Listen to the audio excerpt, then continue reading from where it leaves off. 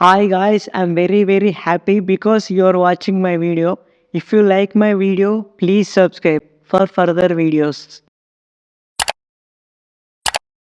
కిష్కింద కాండం recent times లో వచ్చిన one of the best thriller movie Kishkindha కాండం.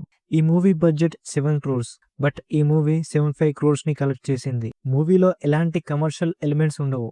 మూవీ అంతా కూడా చాలా న్యాచురల్ గా ఉంటుంది. మనం ఇప్పటికీ చాలా థ్రిల్లర్స్ చూసుంటాం, బట్ ఈ స్క్రీన్ ప్లే మాత్రం మనకి కొత్త ఎక్స్పీరియన్స్ ని ఇస్తుంది. ఈ మూవీలో చాలా అంటే చాలా తక్కువ క్యారెక్టర్స్ ఉంటాయి. తక్కువ క్యారెక్టర్స్ ఉన్నా కూడా మూవీని చాలా ఎంగేజింగ్ గా తీసుకెళ్లాడు డైరెక్టర్. కాకుంటే మూవీలో ఫస్ట్ హాఫ్ కొంచెం స్లోగా అనిపిస్తుంది. సెకండ్ హాఫ్ నుంచి ఎండింగ్ వరకు ఎంగేజింగ్ గా రన్ అవుతుంది స్క్రీన్ ప్లే. ఈ మూవీలో నాకు బాగా నచ్చిన విషయం ఏంటంటే, జనరల్ గా థ్రిల్లర్స్ అంటే ఒక మర్డర్ జరగడం, దాని చుట్టూ సాగే ఇన్వెస్టిగేషన్ తో స్టోరీ స్క్రీన్ ప్లే రన్ అవుతాయి, లేదా సీరియల్ గా మర్డర్స్ చేసే క్రిమినల్స్ కోసం పోలీసులు వెతుకుతూ ఉంటారు. ఇలానే చాలా మూవీస్ ఉంటాయి.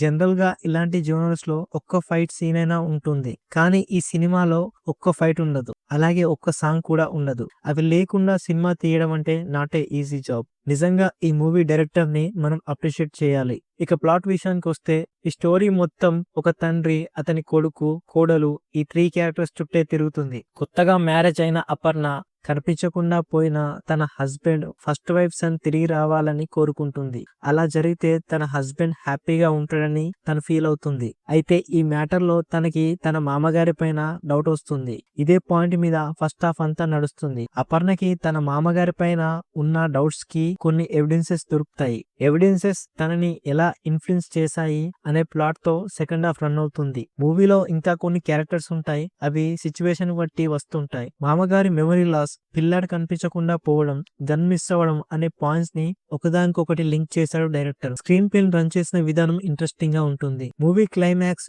మనం ప్రిడిక్ట్ చేసినట్టు ఉండదు, చాలా డిఫరెంట్ గా ఉంటుంది. ఇక్కడే మనం ఎక్కువగా థ్రిల్ ఫీల్ అవుతాం. ఓవరాల్ గా మూవీ గురించి చెప్పాలంటే, ఈ మూవీ సెకండ్ హాఫ్ లో బోరింగ్ అనిపించే ఒక్క సీన్ కూడా ఉండదు. మూవీ స్క్రీన్ ప్లే లీనియర్ గా ఉన్న సస్పెన్స్ ని బిల్డ్ చేసిన విధానం చాలా బాగుంటుంది. ఇందులో హ్యూమన్ ఎమోషన్స్ చాలా బాగా చూపించారు. అన్నిటికన్నా ఈ మూవీలో నాకు బాగా నచ్చింది ఏంటంటే, మిస్టరీని హైడ్ చేసిన విధానం. అది రివీల్ అయినప్పుడు మనం బాగా ఎక్సైట్ ఫీల్ అవుతాం. హ్యూమన్ ఎమోషన్స్ మిస్టరీతో బ్లెండ్ చేసి స్క్రీన్ మీద బాగా చూపించారు. ఈ మూవీలో మెయిన్ లీడ్స్ అందరూ బాగా చేశారు. ఎస్పెషల్లీ ఫాదర్ క్యారెక్టర్ లో చేసిన విజయ్ రాఘవన్స్ యాక్టింగ్ అయితే నెక్స్ట్ లెవెల్ లో ఉంది. సినిమాటోగ్రఫీ అయితే ఆ మిస్టరీ వల్లోకి తీసుకెళ్లింది. బీజిఎం పర్వాలేదు అనిపించింది. ఫైనల్ గా ఈ మూవీ గురించి చెప్పాలంటే, ఇదొక ఎమోషనల్ సైకలాజికల్ థ్రిల్లర్. థ్రిల్లర్స్ ని ఎక్కువగా ఇష్టపడేవారు ఈ మూవీని చాలా ఎంజాయ్ చేస్తారు.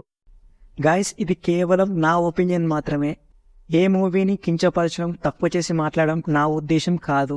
ఒకవేళ ఏదైనా మూవీ పోస్టర్ కానీ టీజర్ కానీ మీకు ఎక్సైట్మెంట్ ఇస్తే మీరు ఆ మూవీ చూడండి. ఎందుకంటే నాకు బాగాలేదనిపించిన మూవీ కూడా మీకు బాగా అనిపించవచ్చు. సో ఇది గైస్ వీడియో. నెక్స్ట్ వీడియోలో మళ్ళీ కలుద్దాం. ఒకవేళ మన ఛానల్ని ఎవరైనా సబ్స్క్రైబ్ చేయకపోతే ఇప్పుడే సబ్స్క్రైబ్ చేయండి.